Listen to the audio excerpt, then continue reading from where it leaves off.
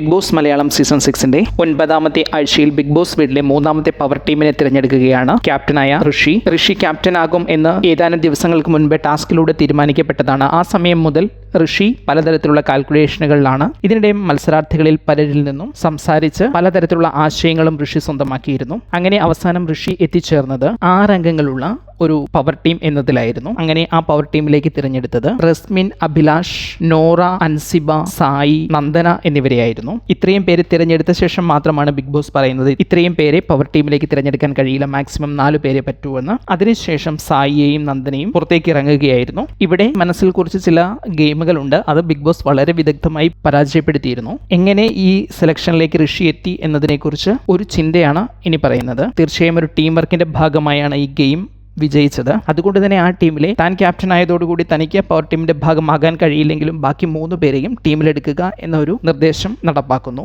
അതിനുശേഷം തന്റെ ഏറ്റവും വലിയ ചങ്ങാതിയായ ബിഗ് ബോസ് വീട്ടിലെ ഏറ്റവും വലിയ ചങ്ങാതി അൻസിബയെ ടീമിൽ ഉൾപ്പെടുത്തുന്നു. പിന്നീട് ഈ ആഴ്ചയും കഴിഞ്ഞ ആഴ്ചയും ചില ആരോഗ്യ പ്രശ്നങ്ങൾ കൊണ്ട് ബുദ്ധിമുട്ടുന്ന സായിയെ പവർ ടീമിലേക്ക് എടുക്കുകയും അങ്ങനെ റെസ്റ്റ് ഉറപ്പാക്കാം എന്ന് ചിന്തിക്കുന്നു. പിന്നീട് ഇപ്പോൾ നിലവിൽ ബിഗ് ബോസ് വീട്ടിൽ ഒരു പക്ഷേ ഒരു കോമണറെ പോലെ അല്ലെങ്കിൽ പൊതുവെ ഒരു സെലിബ്രിറ്റി പരിവേഷം ഒന്നുമില്ലാത്ത ഒരു മത്സരാർത്ഥിയായ നന്ദനയെ ഒരു ഓപ്പൺ വോട്ടിംഗ് ഫേസ് ചെയ്താൽ ഒരുപക്ഷെ പുറത്തു പോകാൻ സാധ്യതയുള്ള നന്ദനയെ സേവ് ചെയ്യാൻ വേണ്ടി പവർ ടീമിൽ ഉൾപ്പെടുത്തുക, ഈ ഒരു ലക്ഷ്യത്തോടെയാണ് ഈ ടീമിനെ സജസ്റ്റ് ചെയ്തത്.